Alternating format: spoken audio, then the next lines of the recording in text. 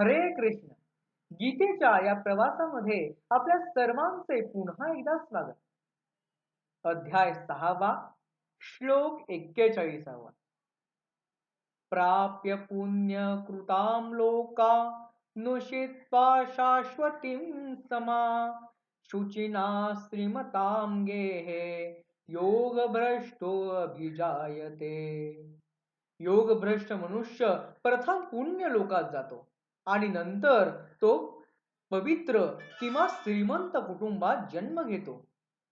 अथवा योगिनामेव कुले भवती धीमताम् एतद्धि दुर्लभतरं लोके जन्म यद्दी दर्शनम. किंवा तो विद्वान योगींच्याच कुटुंबात जन्म घेतो आणि असा जन्म या जगतात अतिशय दुर्लभ आहे. तत्र तं बुद्धिसंयोगं लभते पौर्वदेहिकं यत ते च ततो भूयः संसिद्धो कुरु नंदनः. अशा जन्मात त्याला मागच्या जन्मातील साधना आठवते आणि त्यातून तो अधिक प्रगती करतो. पूर्वाभ्यासेन तेनैव ह्रियते हावशोऽपि स जिज्ञासुरपि योगस्य शब्द ब्रह्मार्ति वर्तते. मागील जन्माच्या अभ्यासामुळे तो नकळत योगाकडे खेचला जातो आणि ज्ञानाची उच्च पातळी गाठतो. प्रयत्नात्यमनस्तु योगी संशुक्ली विषम अनेक जन्म संसिद्धिस्ततो याती पराम गतिम. योगी सतत प्रयत्नशील राहून अनेक जन्मांच्या साधनेने शुद्ध होतो आणि अखेरीस परमगतीला पोहोचतो. तपस्वी भो अयधिको योगी ज्ञानीभ्यो अपि मतो अधिकम कर्मभ्य चास्थितो योगी तस्माद्योगी भवार्जुन.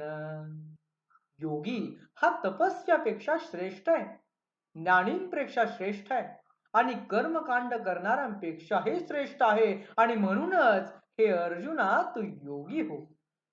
योगिनामपि सर्वेषां मद्योऽन्तरात्मना श्रद्धावान् भजते यो मां स ये युक्त तमो मतः. सर्व योग्यांपैकी जो माझ्यात अंतःकरणाने एकाग्र होऊन श्रद्धेने माझी भक्ती करतो तोच माझ्या मते सर्वोत्तम योगी आहे. मंडळी, या ध्यान योगामध्ये भगवान श्रीकृष्ण सांगतात की खरा संन्यासी आणि योगी तोच आहे जो कर्मफळाच्या आशेपासून मुक्त होऊन कर्तव्य करतो. संयम, वैराग्य आणि सातत्याने केलेल्या अभ्यासाने मन जिंकता येते. योगी सर्वत्र समदृष्टी ठेवतो. सुखदुःखात मित्र शत्रूत एक समान राहतो. ध्यानातून आत्मा व परमात्मा यांचे ऐक्य साधतो आणि परमशांतीला पोहोचतो. योगभ्रष्ट माणूस कधीही नष्ट होत नाही. पुढच्या जन्मात त्याची साधना पुन्हा पुढे नेली जाते.